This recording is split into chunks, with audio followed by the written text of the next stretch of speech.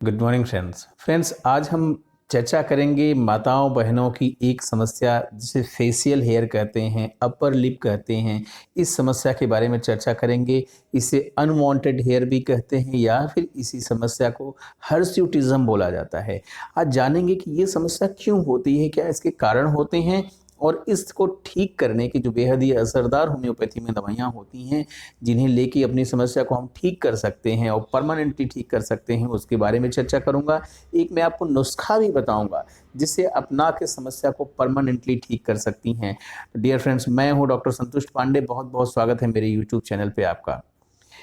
माताओं बहनों में चेहरे पे बाल होना एक ऐसी समस्या है जिससे बहुत ढेर सारी फीमेल सफ़र करती रहती हैं।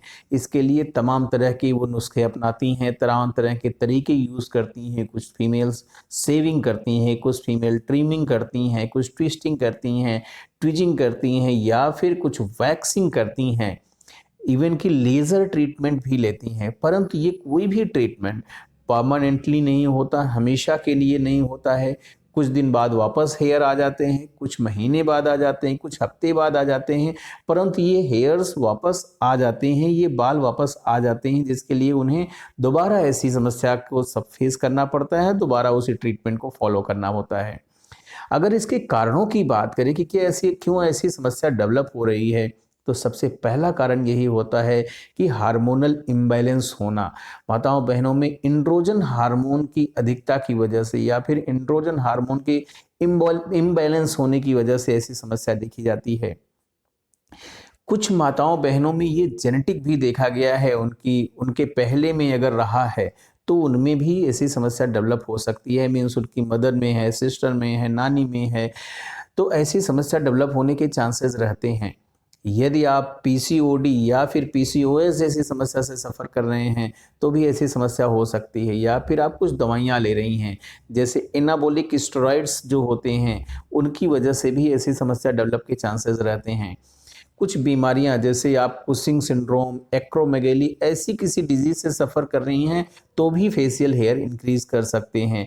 या फिर ट्यूमर डेवलप हो रहा है जहां से हार्मोन्स का सिक्रीशन हो रहा है, उस किसी ग्लैंड में ट्यूमर का डेवलपमेंट हो रहा है, तो भी ऐसी समस्या डेवलप हो सकती है। ऐसी समस्या को ठीक करने की होम्योपैथी में बहुत अच्छी दवाई है। इसमें सिर्फ मैं दो दवाइयाँ आपको बता रहा हूँ। पहली मेडिसिन का नाम आता है थूजा।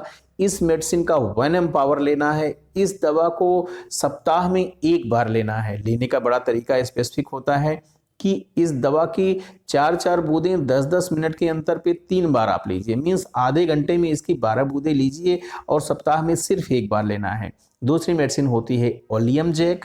ये बहुत ही इंपॉर्टेंट मेडिसिन है। इस मेडिसिन को की 2 पोटेंसीज यूज करी जाती हैं, 30 और 3x। यदि आप इस मेडिसिन को आप समर्स में ले रहे हैं, गर्मियों में ले रहे हैं, तो इसकी 30 पोटेंसी यूज करिए, 4-4 बूंदें सुबह दोपहर शाम। और अगर आप विंटर्स में ले रहे हैं तो इसकी 3x पोटेंसी यूज करिए, इसकी 4-4 गोलियां सुबह दोपहर शाम। आप इसके साथ एक नुस्खा भी अपना सकते हैं जो बहुत ही कारगर नुस्खा होता है। आप 2 चम्मच नींबू पानी लीजिए, 1 चम्मच शहद लीजिए और 1 चम्मच पिसा हुआ बारीक गुड़ लीजिए। इन तीनों को मिक्स कर लीजिए और थोड़ा सा गुनगुना कर लीजिए या गर्म कर लीजिए।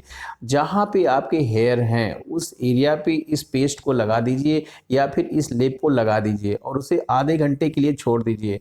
वापस इसे रुई से या फिर कपड़े से, किसी भी चीज़ से इसे वाइप ऑफ कर दीजिए। आप देखेंगे कि आपके बाल गायब हो जाएंगे। Thank you, thanks for watching.